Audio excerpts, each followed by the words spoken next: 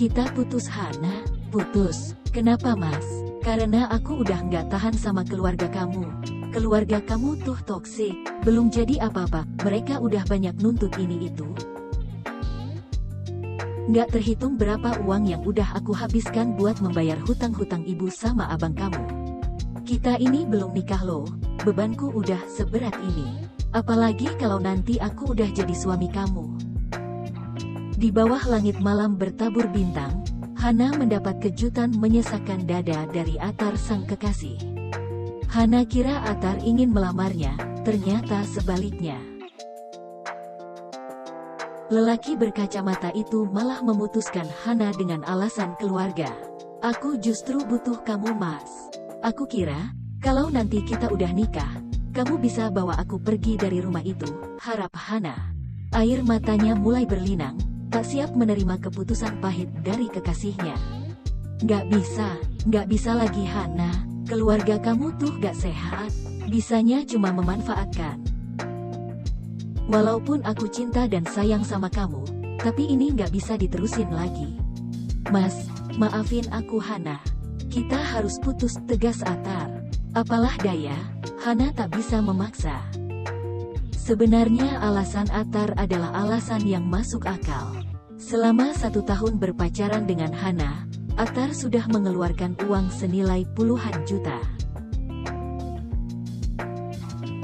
untuk membayar hutang-hutang ibu dan abang tiri Hana yang gila judi. Jaga diri kamu baik-baik, kata Atar lalu mengelus pundak gadis berhijab abu itu. Mas, lirih Hana lalu menatap Atar dengan mata berkaca-kaca. Maaf Hana, aku bukannya gak mau memperjuangkan kamu, tapi keluarga kamu terlalu toksik. Aku gak bisa bayangin gimana bebanku nanti setelah kita resmi menikah. Syahdunya suasana kafe outdoor yang dihiasi lampu-lampu tumbler itu tiba-tiba terasa begitu kelam bagi Hana. Pertemuan malam ini dengan Atar akan jadi malam terakhir sebagai sepasang kekasih. Aku gak bisa antar kamu pulang, aku beneran fobia sama keluarga kamu. Maaf sekali lagi. Ini ongkos buat pulang, kamu naik taksi aja ya, kata Atar lalu menyimpan beberapa lembar uang di atas meja. Hana bahkan tak ingin lagi mengangkat wajahnya. Hana masih mencintai Atar.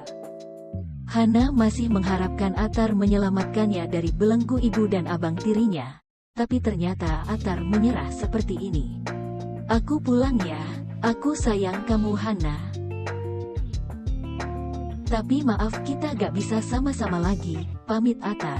Sebelum pergi, Atar menyempatkan diri mengelus kepala Hana. Hal itu malah membuat hati Hana semakin sesak saja.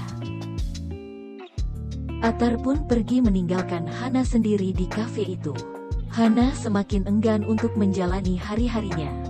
Atar salah satu orang yang menjadi tempat mencurahkan keresahannya selama ini. Malah memutuskan untuk pergi. Dengan wajah sembab, Hana pulang dengan ojek online. Udah saya bayar via aplikasi ya mas, kata Hana lalu menyerahkan helm pada driver ojol itu. Iya mbak, terima kasih.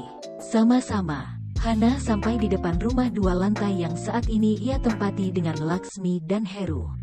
Keduanya adalah ibu dan saudara tiri Hana.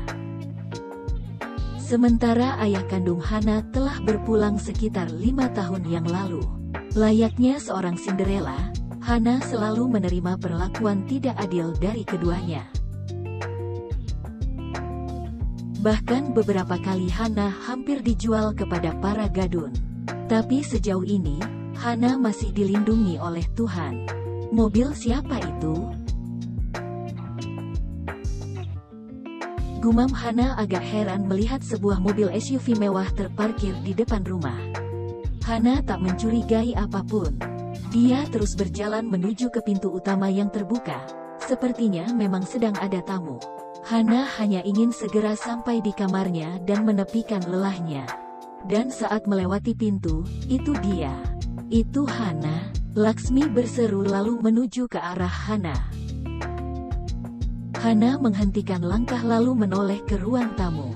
Di sana ada seorang pria tua dan dua orang pria berbadan besar sedang duduk santai dengan Laksmi dan Heru.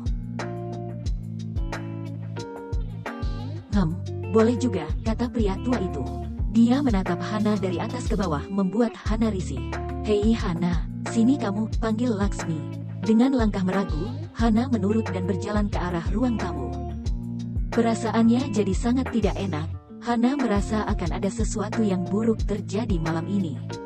Isinya gak kelihatan ya, jadi saya cuma bisa mengira-ngira saja, kata pria itu. Panggil saja dia Juragan Hendra. Seorang rentenir yang selama ini dihutangi oleh Laksmi. Tenang aja Juragan, ukuran dadanya adalah 36B.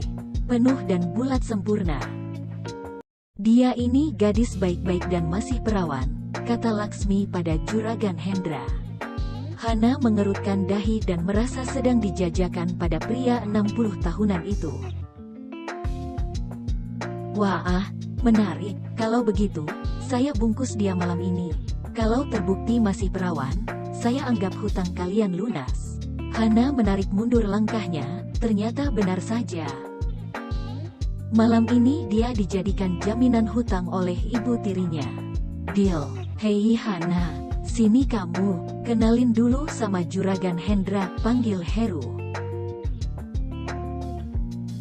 Hana terus mundur dan sedang mengambil ancang-ancang untuk kabur. Keluarganya memang benar-benar sudah gila. Hana tak bisa diam lebih lama di sana. Hei Hana. Udah, cukup bang, aku nggak mau, tegas Hana lalu dia memutar badan dan berlari kembali keluar. Laksmi dan Heru naik pitam dan bergegas mengejar Hana.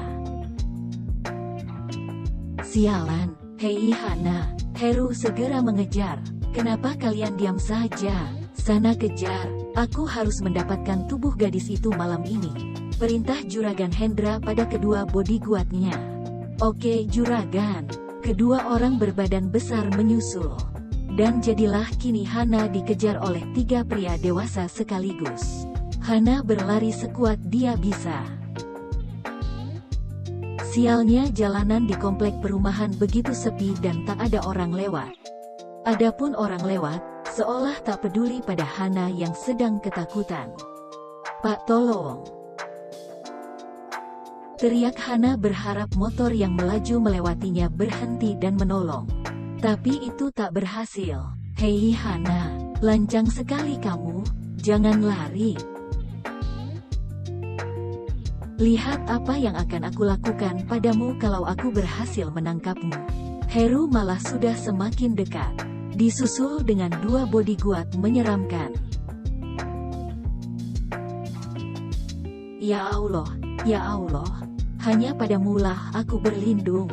Selamatkan aku ya Allah, hanya itu yang terlantun dari mulut Hana. Bibirnya sampai gemetar dan dia berlari tanpa arah.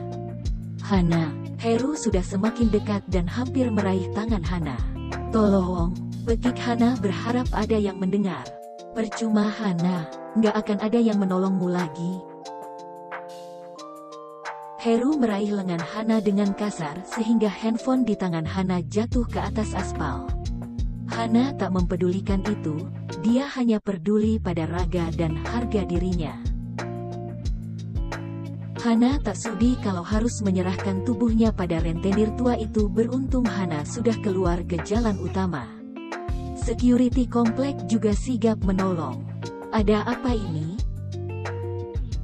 Seorang satpam menghadang lalu menyembunyikan Hana di balik punggungnya. Hana bersyukur, walau dirinya belum benar-benar aman. Minggir lo mau mati di tangan 2 orang itu? Ancam Heru lalu membiarkan kedua bodyguard itu maju. Ada CCTV kok, kalau kalian berbuat yang tidak-tidak saya tinggal laporkan kalian ke polisi. Security mengancam balik. Tapi dia langsung tak berkutik saat seorang bodyguard meninju perutnya sampai dia ambruk dan perlindungan Hana roboh lagi. Jangan lari lagi Nona, jangan sampai kami berbuat kasar padamu, ancamnya pada Hana. Hana sudah kelelahan, tapi dia harus lanjut berlari. Setidaknya sampai ada orang yang peduli atau sampai ke polsek terdekat. Lari Hana, ayo lari lagi, bisik suara hati Hana. Dan Hana pun kembali berlari. Sialnya jalanan itu sepi. Komplek perumahan memang terletak di jalan yang jarang diakses orang-orang. Sialan, kamu benar-benar menantang kami ya. Nothing tulus. Kalaupun nanti akhirnya Hana terkejar dan tertangkap, tapi setidaknya dia sudah berusaha menyelamatkan diri. Tolong, Hana masih berteriak dengan sisa suaranya, parau sekali. Tapi, sepertinya di salah satu sudut jalan yang sepi itu ada orang yang muncul dari kegelapan. Orang itu adalah seorang pemuda asing yang tak pernah sekalipun Hana lihat. Siapapun kamu, tolong saya, tolong. Hana memohon lalu bersembunyi di balik tubuh tegap si pemuda. Hana lelah dan hampir menyerah. Apa-apaan ini? Geram pemuda itu lalu menghadang ketiga lelaki jahat yang mengejar Hana. Bukan urusan lo. Minggir, nggak usah sok jadi pahlawan, sahut Heru dengan lantang. Pemuda itu menoleh pada Hana yang gemetar ketakutan. Dia itu abang tiri saya, dia mau jual saya ke rentenir. Saya nggak mau dijual ke rentenir itu. Tutur Hana dengan wajah super duper ketakutan. Penuturan Hana menguatkan keyakinan si pemuda kalau dirinya harus bertindak. Pemuda itu menyingsingkan lengan kemeja flanelnya dan bersiap untuk menghajar orang-orang itu. Maju, habisin aja dia, pokoknya si Hana harus dibawa pulang sama Juragan Hendra malam ini. Perintah Heru pada dua orang bodyguard itu. Oke, dua orang langsung menyerang pemuda pemberani itu.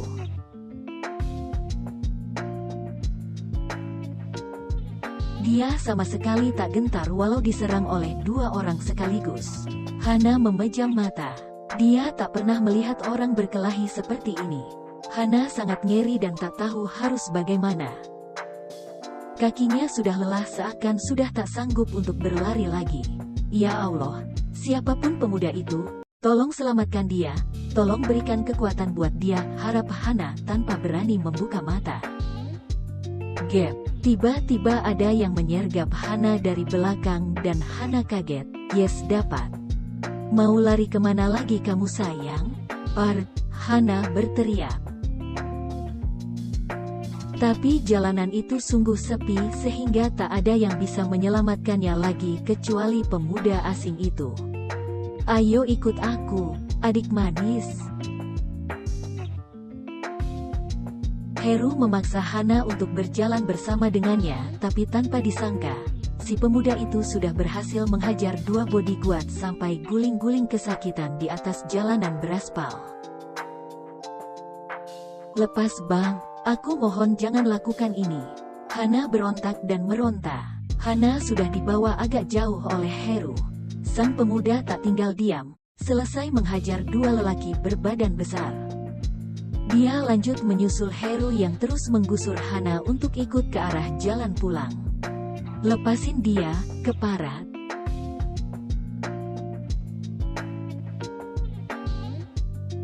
Po.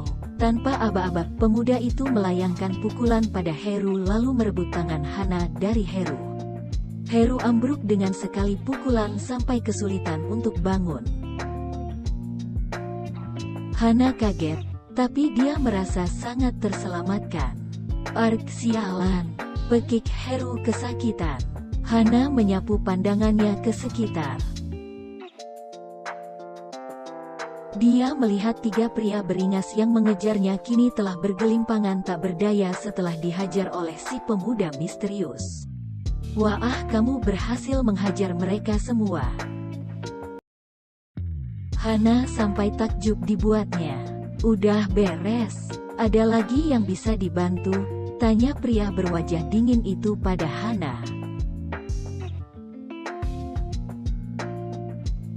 Sejujurnya Hana takut, tapi terlintas di benaknya kalau Hana butuh lelaki tangguh seperti dia untuk melindungi dari orang-orang yang menzoliminya selama ini. Malah bengong, sana pulang, kata pemuda itu dengan ketus lalu melengos pergi. Tunggu sebentar, Bang. Hana menahan dan menyusul langkah si pemuda. Apa?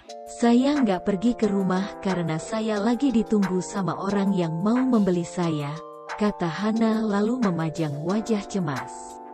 Ya udah, lapor polisi aja. Nggak akan semudah itu, Bang. Saya nggak bisa pulang ke rumah, tukas Hana kebingungan. Cari rumah kontrakan kalau begitu. Pemuda itu melanjutkan langkahnya dan Hana masih mengikutinya. Saya butuh perlindungan, kata Hana. Pilihan terbaik adalah pergi ke kantor polisi. Pemuda itu sudah sampai di tempat sebuah sepeda motor terparkir lalu dia menaiki sepeda motor itu. Kalaupun nanti mereka ditangkap polisi, terus bebas. Setelah itu saya akan terancam lagi, takutkan Hana. Lantas, tatapan pemuda itu sangat dingin dan dalam. Hal itu membuat Hana segan sekaligus yakin kalau pemuda itu adalah pria yang tepat yang bisa melindunginya. Sampai Hana tak bisa berpikir jernih lagi, Hana mengenyampingkan logikanya. Kalau dia jadi suamiku, apa yang mungkin akan aku takutkan? Dia sangat tangguh dan heroik, pikir Hana dengan liar. Kebanyakan bengong, buang-buang waktu aja, kata pemuda itu lalu menyalakan mesin motornya. Tunggu dulu, Bang, tahan Hana. Apalagi, mau saya antar ke kantor polisi, tanya pemuda itu masih ketus. Abang udah nikah, tanya Hana aneh membuat dahi si pemuda mengerut keheranan. Apa maksudnya? Abang single kan? Apa maksud kamu? Bicara yang jelas. Saya butuh orang seperti abang. Pemuda itu tersenyum miring mendengar kata-kata Hana. Tanpa dia tahu kalau Hana memang sedang ada dalam situasi yang urgen sekali. Halalin saya, Bang. Bawa saya pergi bersama abang. Kemanapun abang pergi. Kini giliran pemuda itu yang bengong. Ucapan Hana seperti sebuah lelucon. Seorang gadis berhijab yang sedang ketakutan yang baru saja ditemuinya malam ini, tiba-tiba meminta untuk dihalalkan.